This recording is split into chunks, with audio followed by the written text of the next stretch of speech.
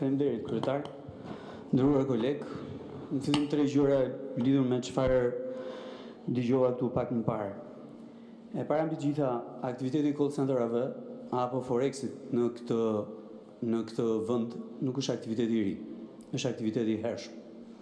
Dhe natyrisht, pikërisht se ka qenë aktiviteti i hershëm, unë jam detyruar kohë pas kohe në Komisionin e Ekonomisë dhe Financave të Kuvendit, të paktën 4-5 vitet e fundit të kërkoj spjegime nga autoritetet, e mbi të gjitha nga Autoriteti i Mbikëqyrjes Financiare, nga Autoriteti i Parandalimit të Pastrimit të Parave, dhe natyrisht pastaj edhe nga Policia e Shtetit që ka aktivitet të qartë ligjor goditjen e këtij fenomeni në territor.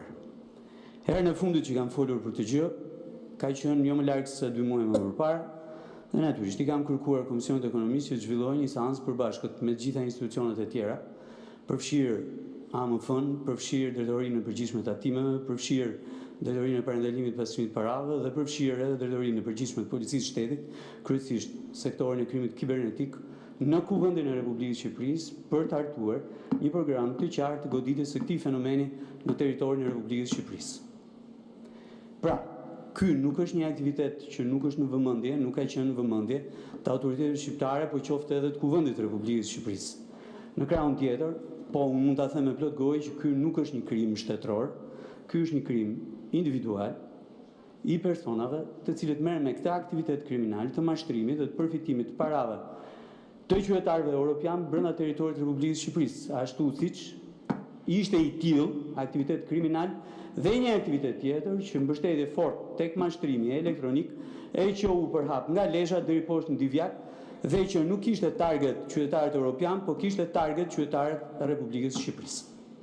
Ajo që duhet kërkuar patjetër me forcë është që gjitha agjencitë ligjbatuese të merren drejt për drejt me këtë fenomen dhe ta godasin, sepse është realisht një fenomen që turpron dhe shkatron imazhin e Republikës së Shqipërisë në raport me vende, me qytetarët Bashkimit Evropian që vërtet janë bujar, janë treguar bujar në kohë të ndryshme që nga viti 1991 me këtë vend. Pra kjo është e para.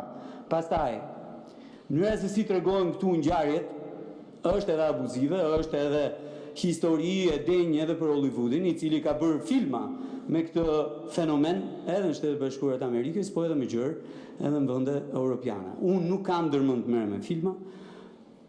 Vazhdimisht në këtë sallë do merrem me fakte dhe do vazhdoj të merrem me faktet, nga fillimi deri në fund. E dyta gjë që dua të them, do ju kërkoja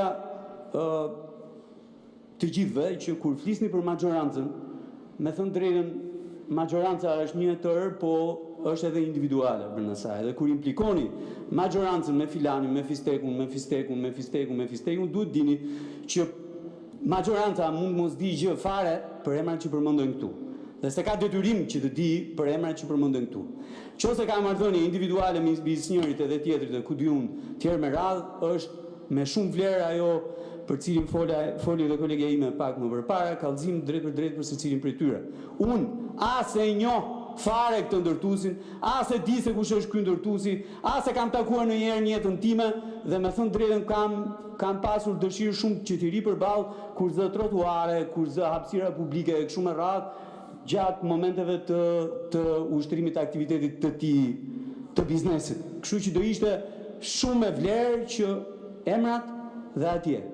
Salla e Kuvendit, edhe unë e pash dije se çka ndodhur atje në atë kompleksin tek farmacia 10, mund të thosha që aty fare qartë që ore duhet arrestuar këtu filani, por me thënë drejtën duhet që ndëroj brenda statusit tim të deputetit në Kuvendin e Republikës së Shqipërisë, nuk arreston deputeti, nuk arreston Kuvendi i Republikës së Shqipërisë, po arrestojnë institucionet që kanë për detyrë të bëjnë një gjë dhe ta bëjnë nga fillimi deri në fund. Të hetojnë, të kryejnë një hetim të plotë gjithë përfshirës për çdo rast ku vren shkeljet ligjit, në atë rast ligjit për ndërtimin në territorin e Republikës së Shqipërisë.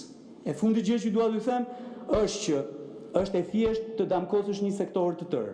E të thuash ndërtimi është sektori më i kriminalizuar në këtë vend e kështu me radhë, po duhet kemi parasysh dy gjëra, që në ndërtim ka një sektor publik i cili është në zgjerim edhe për shkak të investimeve kohë pas kohe, fondeve të buxhetit shtetit që injektohen në sektorin e ndërtimit për të kryer vepra publike dhe pastaj është edhe një sektor privat, i cili është sektori i ndërtimit për të cilin patjetër gjithsecili nga ne mund të ketë rezerva për mënyrën se si ndërtohet, si financohet e kështu me radhë, por duhet kemi parasysh numrat zyrtar, një radhë parë, edhe dyta që mos bëjmë pis në mënyrë kolektive, sepse kolektivizmi në akuzë penale ka rënë që në vitin 1990. Tani për të ardhur tek ky projekt ligji që kemi përpara, patjetër që është shumë e rëndësishme edhe kjo shtesë i bëhet protokollit përmes kësaj marrëveshje, sepse kemi pasur dy probleme shumë të rëndësishme me eksportet tona, veçanërisht me eksportet bujësore. E para, nuk na njohin certifikatat fitosanitare, mes një fushate të turpshme, të neveritshme kundër produkteve shqiptare, që nis në këtë vend dhe përfundon në secilin për vendeve të rajonit apo edhe në vendet që ne kemi destinacion të eksporteve tona. Dhe kjo duhet jetë një gjë që duhet rregullohet sa më parë të mundur dhe e shoqëruar bashkë me këtë pastaj kemi pas edhe problemin shumë të rëndësishëm të ndalimit në kufi, të zbrazjes së kamionave në kufi, të mbajtjes atje për orë tëra në kushte atmosferike, të papërshtatshme në fund fare pastaj edhe të prishjes mallit. Kështu që kjo marrëveshja edhe ky protokoll i shtesë duhet synojë që të zgjidh konkretisht edhe këtë problematikë. Tani, në kushtet kur duke filluar që nga muaji nëntor kemi pasur dëme kolosale në sektorin e bujqësisë për shkak kushteve të motit. Dhe natyrisht përmbytjet ka qenë ato që e kanë shoqëruar prodhimin bujqësor nga nëntori deri në fund të shkurtit, po edhe deri në mes të marsit, kemi qenë në agresionin e importit. Dhe natyrisht për shkak edhe të importit, çmimet që kanë qenë apo çmimet që kanë qenë treg kanë qenë të justifikuara pikërisht me këtë fakt. Unë jam drejtuar drejtorisë përgjithshme të doganave. Dhe veçanërisht për produktin që u bë hit në këto muaj e që ishte domatja. E din që bën përshtypje që ka dy zëra, domate dhe domatina. Të ardhura nga Greqia, nga Italia, nga Serbia, edhe nga Turqia. Ky ka qenë importi kyç i joni. Po e dini, janë diku ke 2500 ton në harkun 1 janar 31 mars dhe çmimet me të cilat janë importuar edhe janë zhdoganuar janë vërtet të habisin.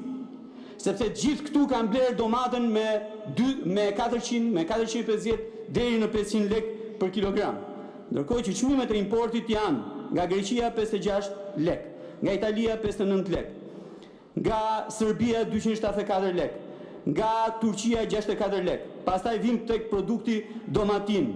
Nga Greqia 73 lek, nga Italia 52 lek, nga Turqia 62 lek, nga Spanja 51 lek. Dhe prap nga Greqia 54 lek, nga Italia 54 lek, nga Holanda 311 lek dhe nga Turqia 61 lek. Këto numra janë 5 herë, 6 herë, deri në 10 herë më të lira se sa çmimi me cilin qytetarët shqiptar kanë blerë në treg produktin domatë. E natyrisht që ky është një abuzim skandaloz, veçanërisht në një treg ku nuk qarkullon faturë fiskale.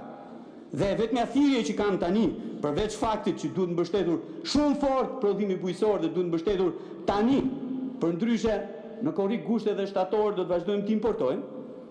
Thirrja tjetër është që duhet ndalur ky abuzim në tregun e perimeve edhe të frutave. Edhe në kushtet e importit, abuzimi është skandaloz.